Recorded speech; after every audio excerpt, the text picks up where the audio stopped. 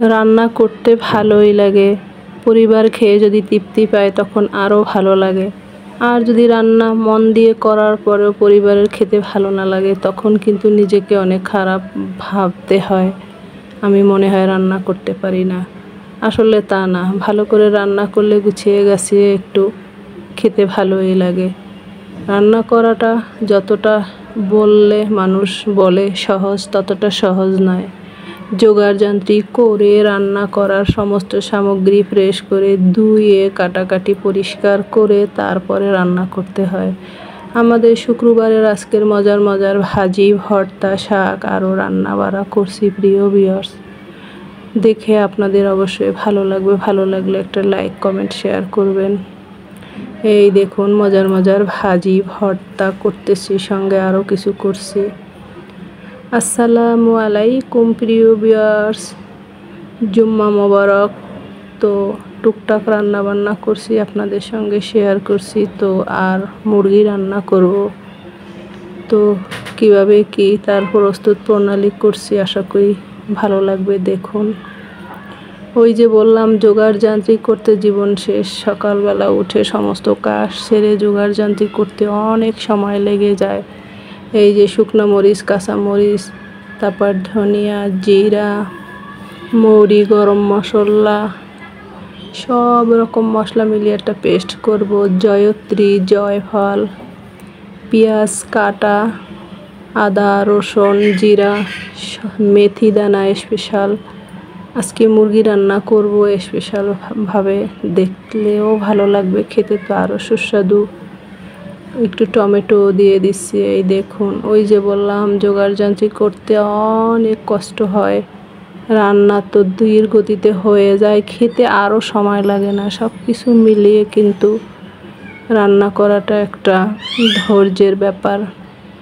যাই হোক, সব মশলাপাতি দিয়ে এবার ব্লেন্ডার করে নেব, কারণ এত মশলা আজকে বাটাবাটি করতে পারবো না। আরও শুক্রবার দিন আগে রান্না করে গুছিয়ে দিতে হয় খাবার টেবিলে। তো মশলাপাতি করা হয়ে গেছে, এবার গরম কড়াইয়ে সাদা তেল দিয়ে দেব পরিমাণ মতো, একটু বেশি দিয়েছি তেল। আজকের মুরগিটায় চর্বিও আছে, আবার তেলও দিয়েছি। রান্নার সময় আসলে মশলাপাতি কম দিয়ে রান্না করলে ভালো হয় না, বেশি করে দিয়ে প্রয়োজন মতো, তারপরে খাওয়ার সময় না হয় মশলা কম খেয়ে শুধু গোশ হালকা একটু ঝোল খেলাম, কিন্তু মশলাপাতি না দিলে রান্না কিন্তু অতটা ভালোও হয় না। যে যাই বলুক, কম মশলায় রান্না যায় না, মশলা একটু বেশি দিয়ে রান্নালে পরে খাওয়ার সময় মশলা বেশি খাওয়া যায়, ঝোল কম খেলেই হইল। যাই হোক, তেলের উপরে গরম মশলা ফোড়ন দিয়েছি। এবার সেই পেস্ট করা সমস্ত মশলাপাতি দিয়ে দিলাম। আর গরম মশলা ফোড়ন দিলে কিন্তু দারুণ একটা সুঘ্রাণ হয় তেলের মশলাপাতি দিয়ে। তো এখানে তো পেস্ট করা মশলা দিয়েছি, এবারে আরও কিছু বাড়তি মশলাপাতি দিব। আজকের রান্না প্রচুর মশলা, কি আর করার।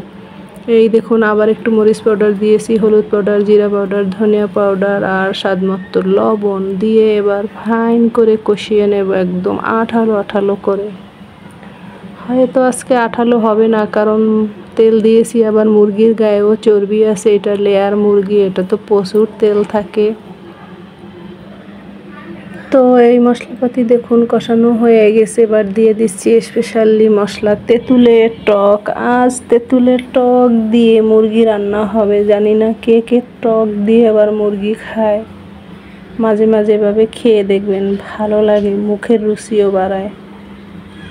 তো তেঁতুলের টক দিয়েও কষিয়ে নিচ্ছি। এই দেখুন,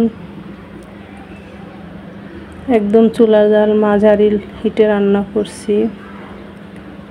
তো মোটামুটি কষানো হয়ে গেছে মশলাপাতি। দেখুন, কড়াইয়ের গায়ে লেগে যাচ্ছে না। কষাতে কষাতে সামান্য একটু পানি দিয়েছিলাম, সেটাও কষানো হয়ে গেছে।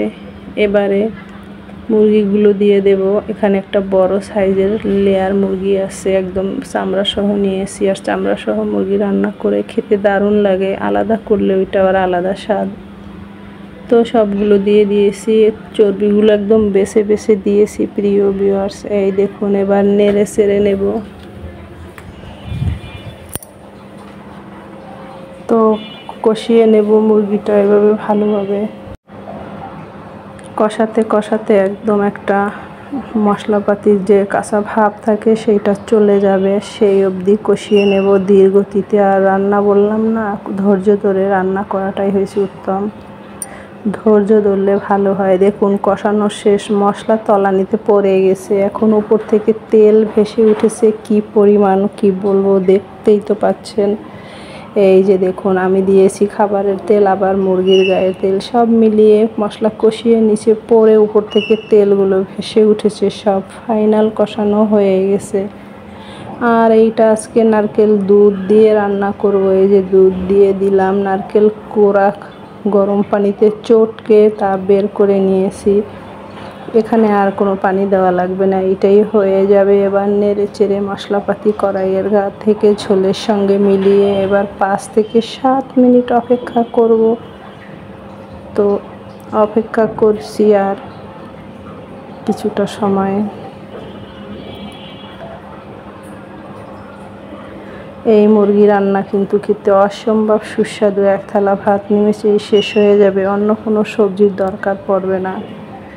দেখুন মুরগি টকবক করে ফুটছে, ঝোল ফুটে ভিতরে তেল উঠে গেছে, উপর থেকে নারকেলের দুধের যে একটা ভাব সেটা চলে আসছে। প্রিয় ভিউয়ার্স,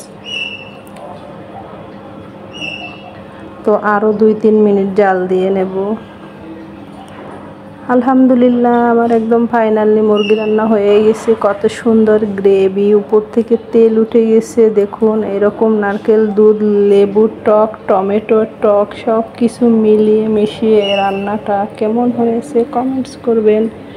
আপনাদের সুস্বাস্থ্যের কামনা করে জুম্মা মোবারকবার আজকে বিদায় নিচ্ছি। ফিরে আসবো নেক্সট দিন। আপনারা ভালো থাকবেন, সুস্থ থাকবেন। আর দেখুন চামড়াওয়ালা মুরগি খেতে যেমন দারুণ, রান্নার পর দেখতেও দারুণ, তাই না? তো আজকের মতো বিদায় নিচ্ছি। আল্লাহ হাফেজ।